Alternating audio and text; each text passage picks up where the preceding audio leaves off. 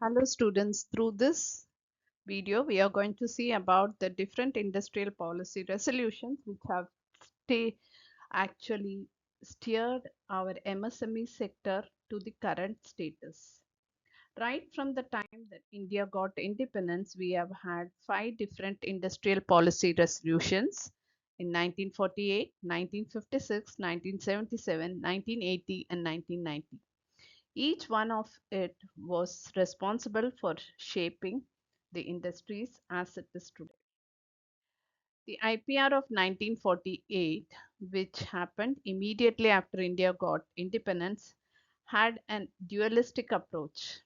That is, emphasis was both on traditional and modern small scale sector, and this approach continues till date. The IPR of 1956 made some revolutionary changes in categorizing industries into Schedule A, B, and C, depending upon whether the industries were exclusively under the control of the state, that is, the government. Schedule B were the ones which were owned by the government, set up by the government, but the private enterprise was responsible for running the same. Schedule C was completely to the private sector. The schedules under category A, as you can see, are defense, atomic energy, heavy plant and machinery, all those things that are necessary for building an economy as it was coming out of the suppression by the British government for years together. Schedule B had all those things which were going to complement or supplement the primary industries. But how did these things take shape? In between these IPRs, there are panel of experts who come together, look at the scenario existing, and then proposing certain changes which might have a very good impact on the growth of the economy.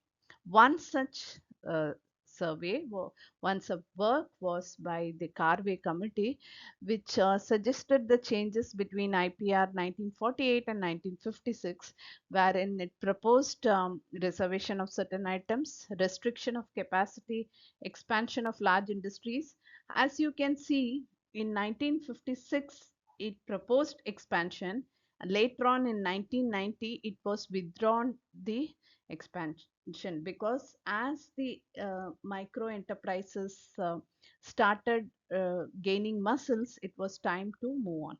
Management of supply of raw materials, a scheme of concessions and benefits to small producers. These were the proposal by the Carvey Committee. And these are the list of reserved items which are still in existence as far as the micro and small enterprises is concerned. At that point of time, the list would have been more exhaustive, more holistic, but as the some of the industries or some of the product manufacturing units in the MSMEs matured and were able to compete with the regular companies, they were removed from this list. This is the list as it stands today. The IPR of 1977 proposed 504 items to be reserved for exclusive production and small scale industries. It also brought in the concept of district industry centers because it makes the number of MSMEs, how many are there, accountability was there, center heads were there. It actually gave a streamlined process by which the growth of MSME was controlled. Technological upgradation was emphasized in the traditional sector wherever necessary in textiles or other places where we had to increase production.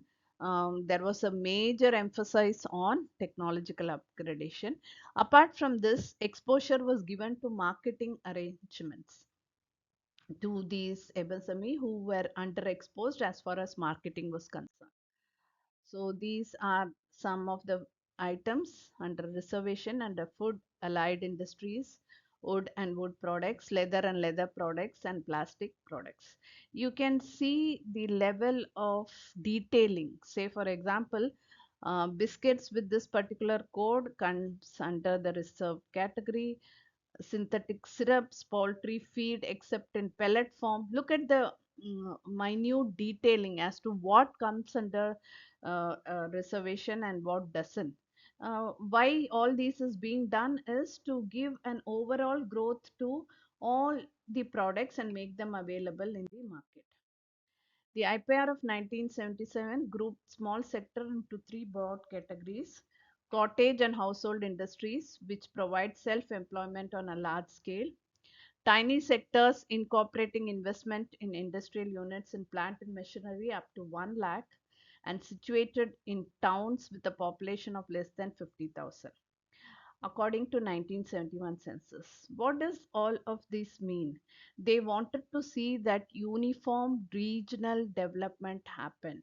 That is, depending upon the population, employment was created through the industries that were set up. So, densely populated places were a priority as far as setting up these MSMEs were taken into consideration.